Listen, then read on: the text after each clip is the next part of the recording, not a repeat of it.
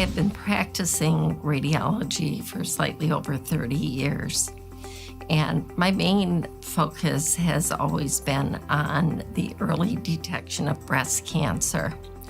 And this is frequently achieved through the use of mammography.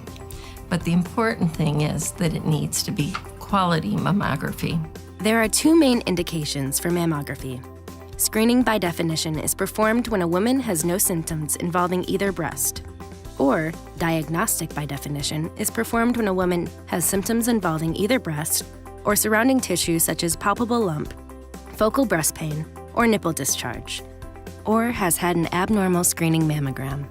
Over the years of doing this, both teaching mammography to technologists and physicians, as well as interpreting mammograms, we frequently come across where the mammogram may not be quite optimal. And the simple excuse from the technologist that a patient is unable to be positioned because of physical limitations is not readily acceptable, because these women do deserve a quality mammogram. I think the biggest challenge is for women with disabilities and receiving medical care is that their healthcare providers, as well as they as patients and women, understand that they are at the same risk. I think we've got to remember that disability never inoculates us from getting cancer or any other medical conditions.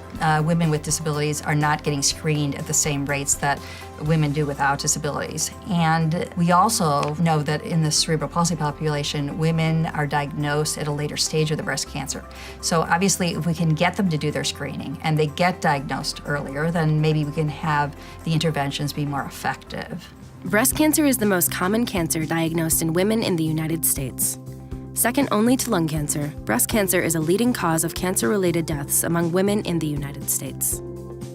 In 2015, approximately 232,000 new cases of breast cancer were expected to occur among women in the United States, and 40,290 breast cancer cases were expected to result in death. Mammography screening has been shown to reduce breast cancer mortality rates by as much as 30%. According to a National Household Interview Survey that was done in 2010, which included women of ages 50 through 74, 75% of women without disabilities had a mammogram within the past 2 years, compared to only 61% of women with disabilities. Mammography rates may be even lower for women with childhood onset disabilities, something like cerebral palsy. Screening recommendations. There are multiple risk factors, the most common in which include personal and family history of breast cancer and ovarian cancer, personal or familial BRCA, or other genes indicative of predisposition to the development of certain cancers, previous breast biopsies demonstrating atypia, women who do not have children at higher risk, women who have children later in life may be at higher risk, behavioral risk factors, smoking, drinking, diet. Every woman should speak with her doctor about her risk factors and when she should first have a screening mammogram and how often she should have a follow-up screening to ensure early detection of breast cancer.